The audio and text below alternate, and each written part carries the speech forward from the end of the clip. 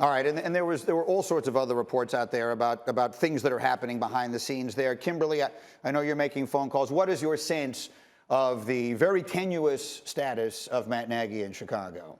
If you talk to people around the league, it's the expectation that he's done. The question is just when do they officially let him go? It's this dead man walking kind of feeling when you talk to people. And so for right now, yeah, he's the head coach, but you don't feel good. If you're a Chicago Bears fan, I can imagine you don't feel good about the state of this franchise. Well, I will turn to a Chicago Bears fan right here, Rob Minkovich, the pride of Joliet, Illinois. And, you know... I mean, I could do the Bears voice, but I won't do that right now. No, it's too serious, Nico. It's too serious for this one. I mean, look, it is what it is. It's the man's job, and this is part and parcel of being a head coach in the NFL. Things can go this way, and that's where he finds himself today. The thing I always wonder about is, you know, those of us on the outside, when this kind of craziness is going on, I just imagine just abject chaos going on inside the building. When you're a player on that team and there are reports that your coach has already been told he's getting fired Friday, what's actually going on in the building? I mean, honestly, I've been in that situation. In 2007, I was with the lonely, terrible Dolphins, the 1-15 Dolphins. And I remember a discussion I had with Randy Mueller. Rick brought me into the Saints, and then Randy was the GM for Miami, and I got cut there. So he brought me in, and I had a discussion with him.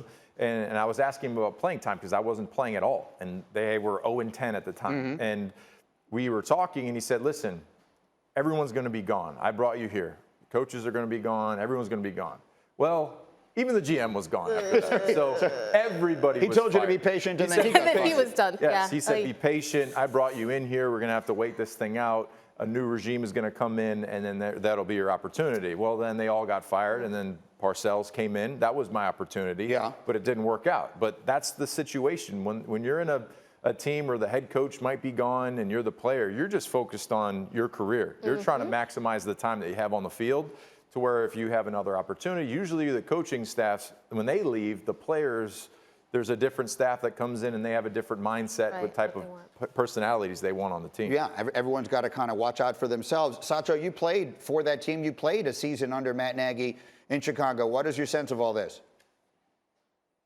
I have two senses. The first one is the report is, in my opinion, false and erroneous, right? Because the McCaskey family would never, first of all, tell a coach you're going to fire him and then go ahead and coach this last game. No one does that. No owner, nobody. It doesn't make any sense. If you're fired, you're fired. So I think that report is false. But the bigger issue is this. A change would happen, but not in the middle of a season. Last year, we saw the Bears go on a 5, maybe even a 6-game losing streak, punctuated by a big loss to the Packers. That was probably the closest that this team was to making a midseason change. Then all of a sudden, last year, they went on a 4 or 5-game winning streak and made the playoffs. Now this year, again, you're seeing a long losing streak. And yes, they may make a change, may make find a way to start winning games towards this last part of the season. But still, I think a change needs to be made at the end of the season. Right now, if you try and put an interim coach there, I don't think the Bears have the personnel to fill that interim position. No, I mean, the situation is just as bad as it could be all the way around when you consider this was a team that was put together to win now. Despite the fact that they brought in the rookie quarterback, they gave the coach and the general manager 1 year, sort of approve it 1 year. And here they are sitting here at 3-7, and they're not even playing the rookie quarterback because he's got an injury to the ribs. So we'll see where they wind up going. That's sort of near the bottom. Well, those two teams at the bottom of that division. Thanks for watching ESPN on YouTube. For live streaming sports and premium content, subscribe to ESPN+.